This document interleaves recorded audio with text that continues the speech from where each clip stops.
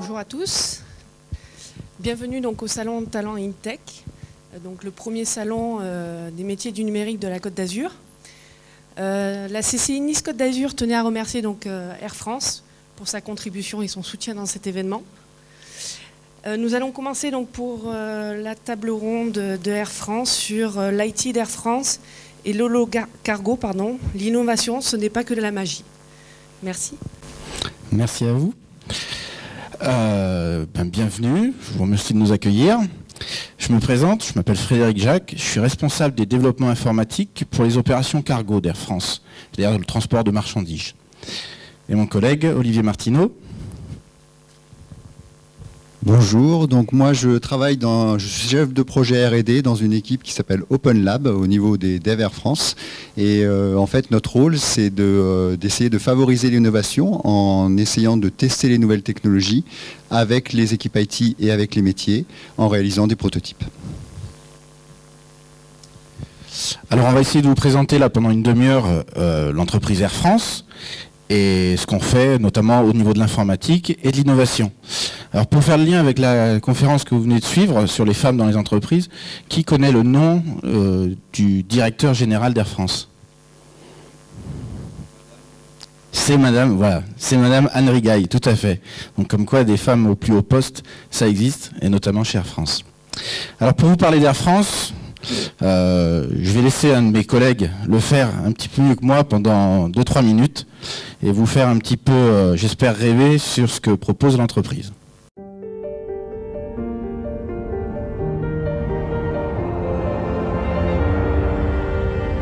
Tout commence ainsi. Les plus grands projets naissent de la main des hommes. Et quelle prouesse faut-il pour que d'un rêve de génie advienne une histoire nouvelle? L'aviation est née en France de ce désir qui nous anime tous. Aller au-delà, survoler les montagnes, traverser les océans.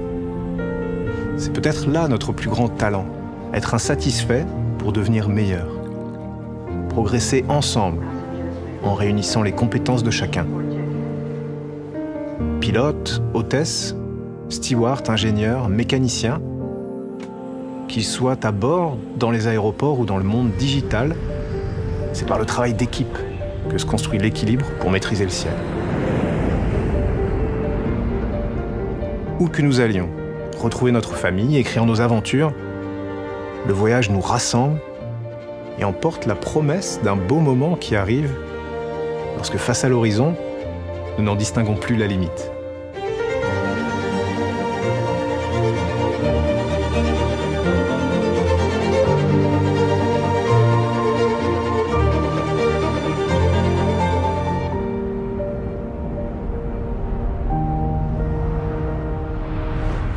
La noblesse du ciel nous apprend à rester humbles. C'est un privilège de savoir voler et une responsabilité. Accompagner et servir chaque passager jusqu'aux antipodes, garantir sa sécurité, ça fait partie de notre culture. Depuis plus d'un siècle, la France est aérienne, étendant ses ailes plus de 1000 fois par jour pour rallier plus de 200 destinations sur les 5 continents. Son réseau et son savoir-faire sont parmi les plus vastes et reconnus au monde.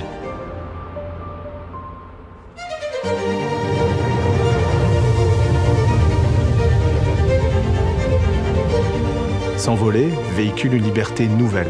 La terre est à portée de main. Prendre de la hauteur permet de poser un regard sans limite sur notre planète, de s'en émerveiller. Finalement, c'est peut-être là la meilleure façon de rapprocher les hommes. N'attendons plus pour nous envoler.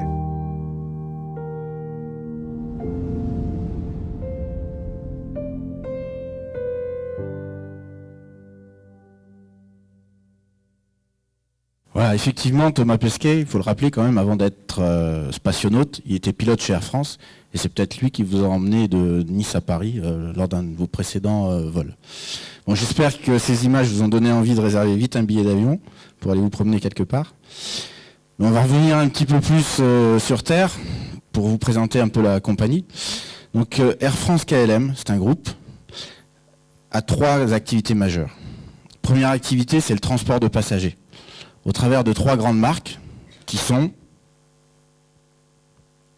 j'espère que vous allez citer au moins Air France.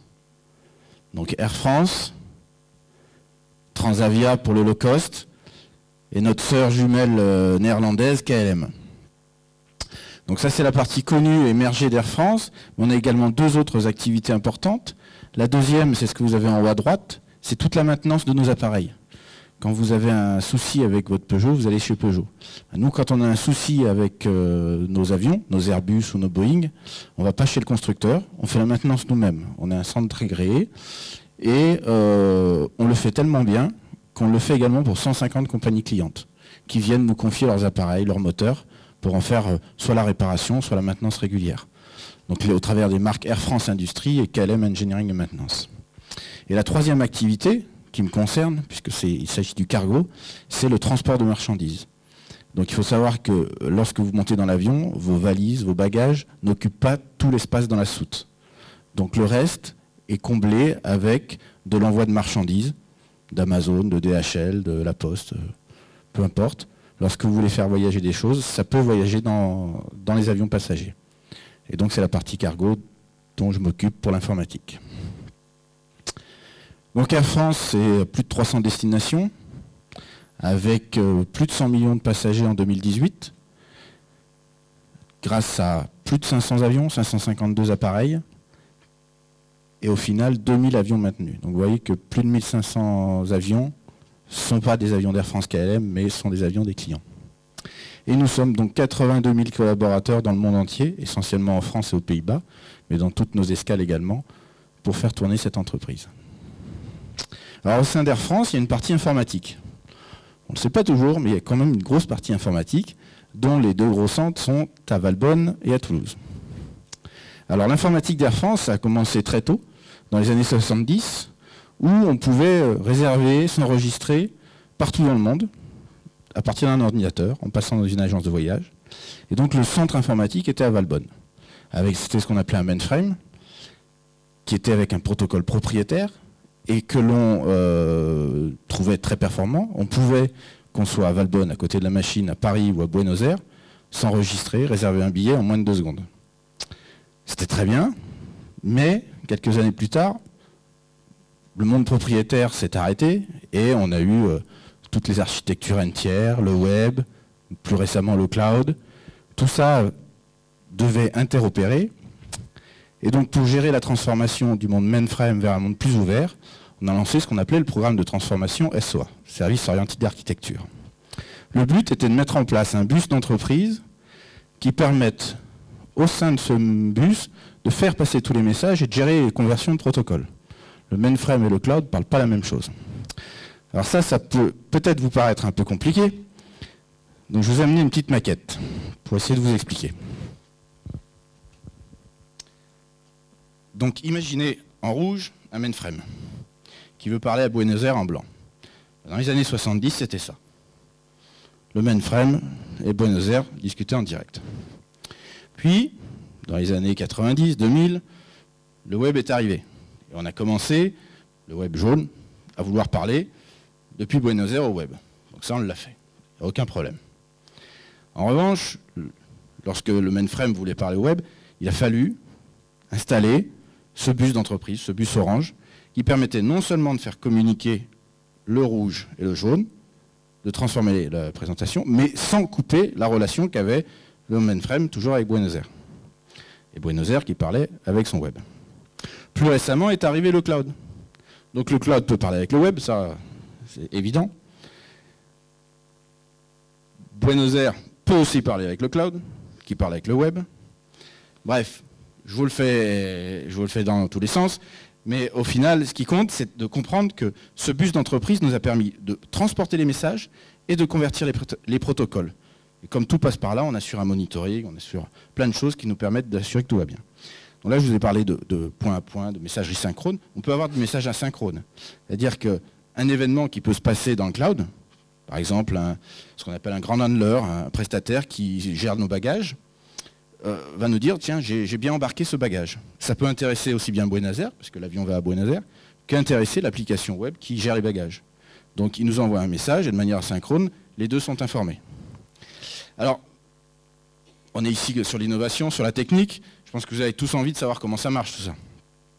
Alors, chez nous, c'est ce qu'on appelle le middleware, la SOA. Et le but, comme on l'a mis sur ce slide, c'est entre un client et un serveur de mettre un petit peu de magie pour que tout ça puisse communiquer facilement, de simplifier la communication entre les applis du système Air France et de l'extérieur. Et au final, de rendre ça, attention, c'est là que c'est compliqué, complètement transparent pour tous les utilisateurs. Bon, à Las Vegas, ils applaudissent normalement les gens. Hein. Ah, on sent que vous commencez à avoir faim. Donc tout ça, c'est un petit peu de magie, mais au final, c'est beaucoup de technique qui est traitée donc, dans nos équipes à Valbonne et à Toulouse. Alors, cette SOA nous a permis vraiment de faire le pas du monde mainframe au monde ouvert, interconnecté. Mais pour faire quoi? Donc pour voir, on va suivre un petit peu l'expérience d'un passager qui veut s'envoler vers New York. Ok, chez lui, il va commencer par acheter un billet. Il peut aller sur son PC, sur le web, éventuellement en agence de voyage. Ensuite, il va devoir s'enregistrer à départ du vol moins 30 heures. Et pour ça, il peut le faire soit sur son mobile, éventuellement sur son Apple Watch. Et toutes les applications qui sont derrière ont été développées à Valbonne et Toulouse par les équipes d'Air France, sur des bases totalement standards, d'Angular, Node.js, etc. Ensuite, il arrive à l'aéroport. Vous l'avez sûrement vu, depuis quelques mois, on a mis des déposes bagages automatiques. Vous pouvez aller directement déposer votre bagage, vous avez l'étiquette qui sort, ça part, vous pouvez même le tracer tout au long de son voyage. Ça encore, ça a été développé à Valbonne, en Java, en Spring Boot, hébergé sur du Docker, du Kubernetes, etc. Ensuite, vous passez l'inspection vitrage et puis vous attendez votre avion à porte d'embarquement. La moindre question, maintenant, vous êtes capable, vous pouvez aller voir les hôtesses au sol qui ont des tablettes iPad, ce qu'on appelle des tablettes Marco, c'est le nom de notre application, qui ont toutes les informations sur les passagers et les vols qu'ils vont devoir traiter pendant leur vacation. Donc ils sont totalement informés pour vous dire oui, votre bagage est bien embarqué, votre avion va bien partir en telle porte, etc. Et ensuite, dans l'avion, la technologie ne s'arrête pas. On est en train de déployer le Wi-Fi à bord, donc on ne l'a pas encore sur toutes nos lignes, mais c'est en cours. Et les hôtesses, les stewards en vol ont également des tablettes qui leur permettent de voir les informations des passagers, de savoir si ce sont des VIP, des passagers haute contribution, éventuellement de leur proposer des upgrades, des petites attentions spéciales si on a flagué le passager comme ayant eu beaucoup de soucis pendant ses précédents vols ou durant notre enregistrement, etc. Et puis ça ne s'arrête pas, quand vous arrivez à destination, vous pouvez toujours utiliser notre application pour bénéficier de tous les partenariats qu'on a passés pour trouver un hôtel, louer une voiture, avoir des informations sur les visites à votre destination. Donc ça c'est le parcours du passager. Mais derrière tout ça, il faut faire voler des avions.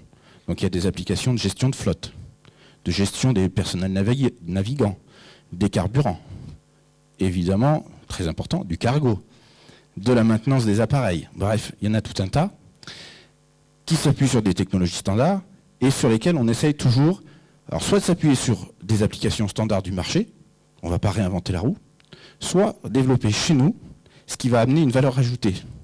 Par exemple, sur la maintenance des avions, on a développé une maintenance prédictive.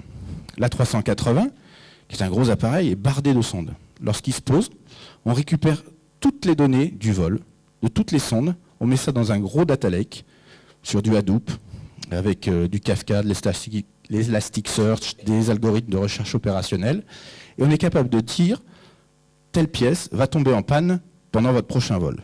Alors heureusement, tout est redondé, donc ce n'est pas grave pour l'avion, pour le vol. En revanche, il faudra la changer à destination. Et à destination, on ne l'aura pas forcément. On n'aura pas forcément l'ingénieur qui va bien. Donc on la change en préventif et on économise ainsi beaucoup d'efforts et on permet aux avions de voler plus. L'innovation, c'est aussi au cargo ce qu'on a appelé holocargo. Les hangars de fret d'Amsterdam et Paris, c'est énorme. À Paris, c'est 130 000 m². À peu près 13 terrains de foot, pour vous donner une idée. Avec des paquets partout, qui sont avec des codes barres, des QR codes, qu'il faut retrouver, qu'il faut classer.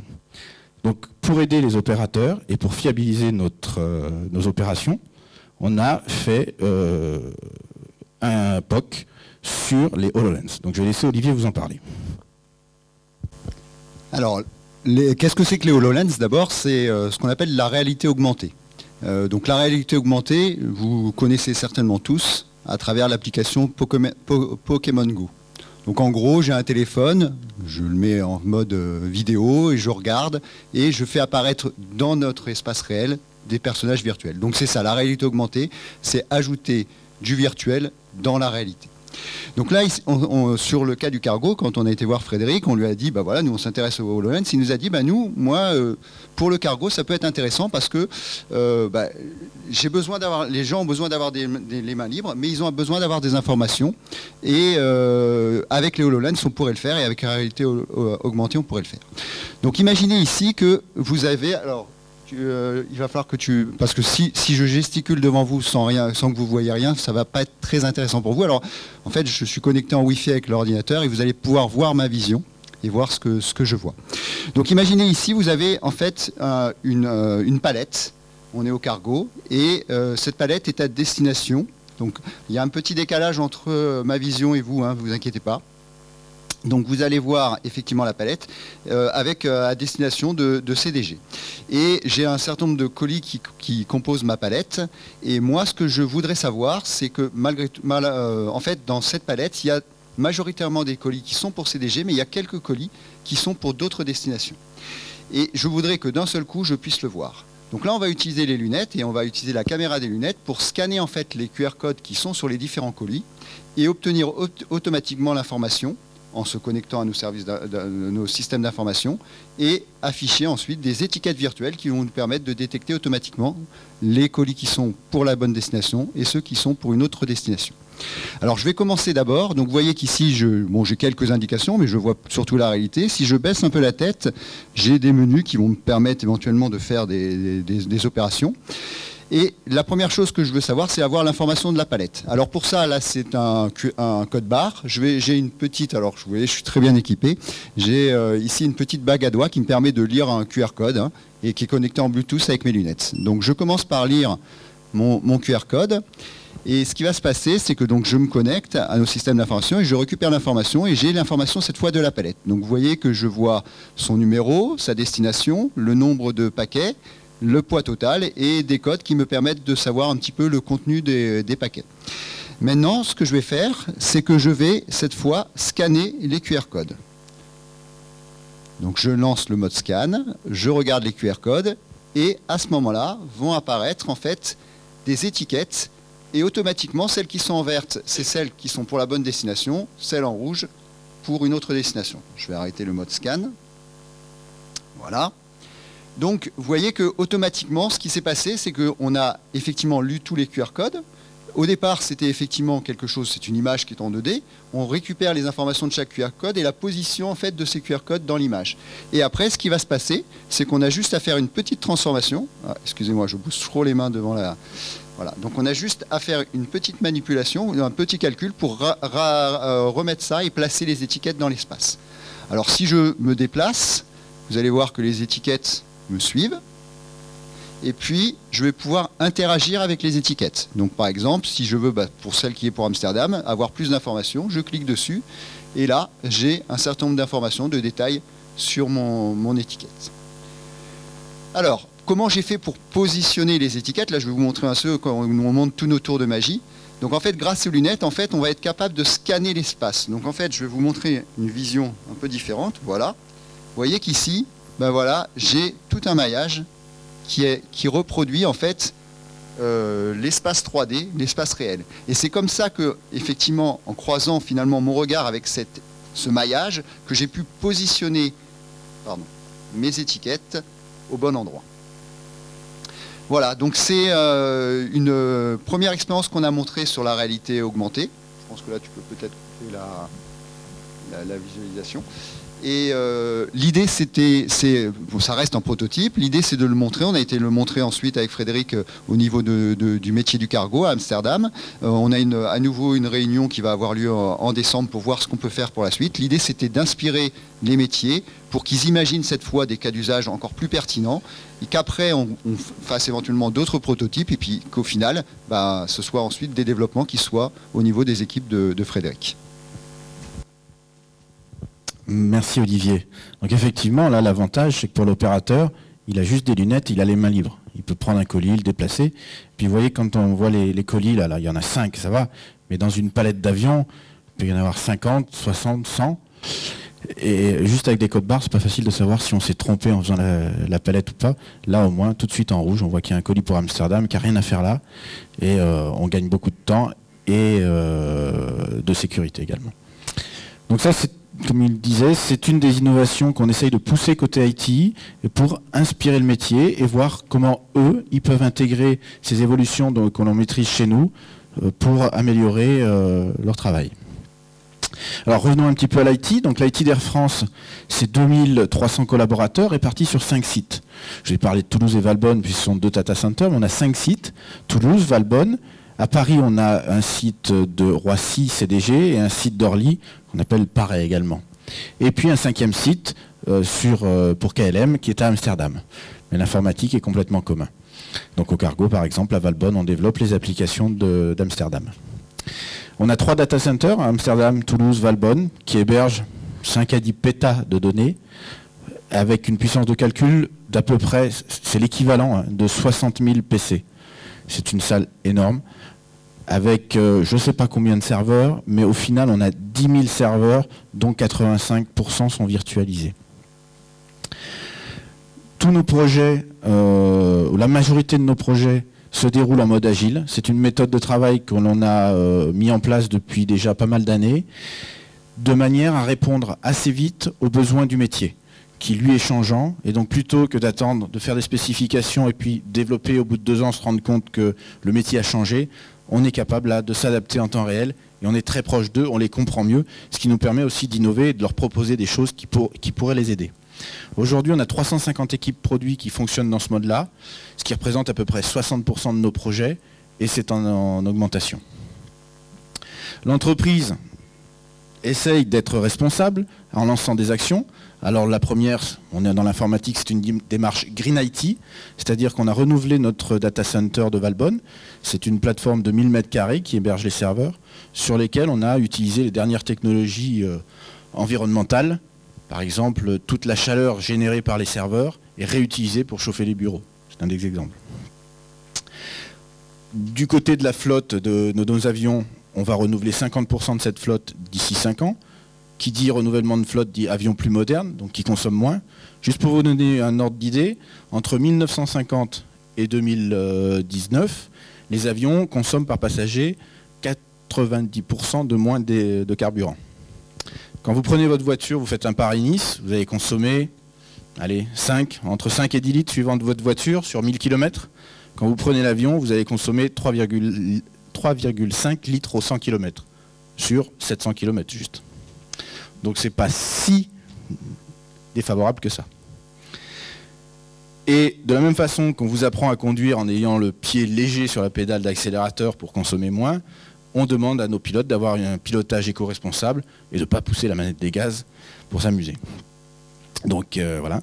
Et on réduit le poids à bord, on renouvelle nos sièges, tous les sièges business sont renouvelés avec des nouveaux matériaux plus légers, parce que dès qu'on met du poids dans un avion, on doit mettre du carburant pour pouvoir emmener ce poids-là. On a évidemment les démarches réglementaires de compensation, à hauteur de 50 millions par an. Et il n'y a pas que sur l'écologie qu'on essaye d'être responsable. Sur l'insertion des travailleurs handicapés, on travaille aussi beaucoup sur cet axe-là, en embauchant, et en passant des contrats avec des sociétés SD... Voilà, les sociétés de travailleurs protégés, adaptés, avec lesquels on essaye de passer des contrats, dès lors qu'évidemment, financièrement, c'est intéressant. Alors ça, c'est ce qu'on a déjà lancé, mais il y a un grand projet d'entreprise qui s'appelle Horizon 2030, et qui vise justement à déployer encore un peu plus ces actions environnementales. Donc je vais vous laisser la vidéo pendant 1 minute 30. Le voyage favorise la rencontre et l'ouverture sur le monde. Chez Air France, c'est un voyage responsable que nous voulons offrir à tous, aux générations actuelles, mais aussi futures. Nous sommes conscients de l'impact de notre activité sur l'environnement. C'est pourquoi nous sommes engagés depuis de nombreuses années dans des actions éco-responsables. Aujourd'hui, nous avons décidé d'aller encore plus vite, car la planète n'attend pas. notamment grâce à une flotte d'appareils plus modernes, plus économes en carburant et en optimisant la consommation sur chacun de nos vols. Nous avons déjà réduit de 20% nos émissions de CO2 par passager kilomètre. C'est désormais 50% de réduction que nous visons. Cet objectif, nous nous engageons à l'atteindre dès 2030. Et nous voulons faire plus. Alors ce que nous ne pouvons pas encore réduire, nous allons le compenser. Au travers de projets de protection des forêts, nous nous engageons dès janvier 2020 à compenser 100% des émissions de CO2 de nos vols domestiques pour que nos clients voyagent neutres en carbone en France. Protéger l'environnement passe aussi par une meilleure gestion de nos déchets. Air France a donc mis en place le tri sélectif à bord de ses avions. Dès 2020, nous supprimerons 1300 tonnes de plastique à usage unique par an et nous accélérons ces efforts pour réduire toujours plus nos déchets non recyclables. C'est en poursuivant nos actions et en innovant avec tous nos partenaires que nous avons aujourd'hui l'ambition d'être les pionniers de l'aviation de demain. Pour prendre connaissance de l'ensemble de nos engagements, rendez-vous sur corporate.airfrance.com. Voilà, donc pour le dire rapidement, ce qu'on vise, c'est dès 2020 de compenser 100% de nos émissions de CO2 sur les vols domestiques et de réduire globalement de 50% d'ici 2030. Tout ça avec des accords avec des labos de recherche sur les carburants alternatifs par exemple. Vous en avez entendu parler aussi, à bord on essaye de recycler, donc on recycle les déchets à bord depuis le mois d'octobre, mais surtout on a une action de changement, les gobelets plastiques adieu, les touillettes en plastique adieu, on va remplacer ça par des gobelets en carton et des touillettes en bois de manière à être plus éco-responsable. Alors j'espère que je vous ai donné envie de voyager avec Air France, mais peut-être aussi de travailler chez Air France. C'est une entreprise qui, au niveau informatique, recrute encore. Donc on a eu 125 recrutements en 2018 et ça continue en 2019, j'espère en 2020. Des postes de concepteurs développeurs, d'architectes, de chefs de projet, de data scientists, d'ingénieurs en recherche opérationnelle. Vous trouverez tout sur recrutement.airfrance.com. et également sur notre site au-dessus, où il y a mes collègues qui vous accueilleront avec plaisir. Et pour finir, toujours sur le même thème, Air France est partenaire de 2 associations, notamment de Elle Bouge, qui est une association qui vise à développer les profils féminins dans les hautes technologies, et également de la Fondation Femmes au numérique, dont Air France est un des membres fondateurs et s'est engagé à subventionner cette fondation pendant encore 6 ans, de manière à avoir un peu plus de profils féminins dans nos métiers qui sont effectivement encore très geeks, comme il le disait avant. Je vous remercie beaucoup et j'espère qu'on va vous voir nombreux juste au-dessus. Bonne journée.